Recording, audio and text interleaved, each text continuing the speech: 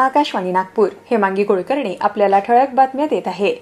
ग्राहकांचा डेटा गोळा करण्याच्या नावाखाली नागरिकांच्या माहितीच्या खासगीपणाचा हक्क हिरावून घेता येणार नाही, असं सर्वोच्च न्यायालयानं बजावलं आहे.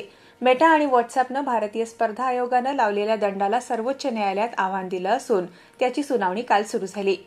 संरक्षण संशोधन आणि विकास संस्था DRDOनं सॉलिड फ्युएल डक्टेड रॅमजेट SFDR तंत्रज्ञानाची यशस्वी चाचणी केली. ओडिशातल्या किनाऱ्याजवळील चांदीपूर इथल्या एकात्मिक चाचणी केंद्रातून ही चाचणी करण्यात आली. जागतिक कर्करोग दिवस आज पाळण्यात येत आहे. कर्करोगाविषयी जागरूकता वाढवणं आणि त्याचा प्रतिबंध, निदान आणि उपचारांना प्रोत्साहन देणं तसंच कर्करोगग्रस्तांना पाठिंबा देण्यासाठी आणि निरोगी समाजाकरता नियमित तपासण्यांना प्रोत्साहन देणं या उद्देशानं हा दिवस पाळला जात असल्याचं केंद्रीय आरोग्य आणि कुटुंब कल्याण मंत्री जगत प्रकाश नड्डा यांनी म्हटलंय.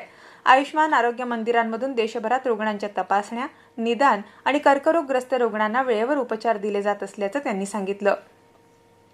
केंद्रीय मंत्री नितीन गडकरी यांच्या संकल्पनेतून आयोजित खासदार भजन स्पर्धेची प्राथमिक फेरी 6 ते 12 फेब्रुवारी या कालावधीत होणार आहे. संत श्रेष्ठ ज्ञानेश्वर महाराज यांचे सप्तशतकोत्तर सुवर्ण महोत्सवी जयंती वर्ष यंदाच्या स्पर्धेची मध्यवर्ती संकल्पना असणार आहे. शुक्रवारी 6 फेब्रुवारीला स्पर्धेच्या प्राथमिक फेरीचं उद्घाटन समाज प्रबोधनकार, सप्त खंजेरी वादक सत्यपाल महाराज यांच्या हस्ते होणार आहे. महावितरणच्या नागपूर शहर चाचणी विभागाअंतर्गत मानकापूर इथं अत्याधुनिक चाचणी प्रयोगशाळेचा सुरुवात संचालक संचलन सचिन तालेवार यांच्या हस्ते करण्यात आली.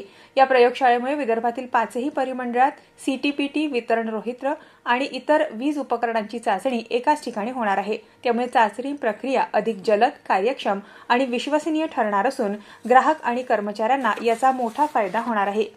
आशियाई बॅडमिंटन सांघिक विजेतेपद स्पर्धेत भारताच्या महिला संघानं म्यानमारचा 5-0 अशा गुणफरकानं पराभव करून विजयी सलामी दिली.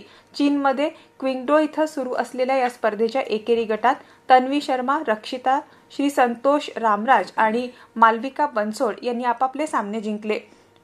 याबरोबरच हे ठळक बातमीपत्र संपलं. यापुढील ठळक बातमीपत्र रात्री 8:42 ऐकता येईल. नमस्कार.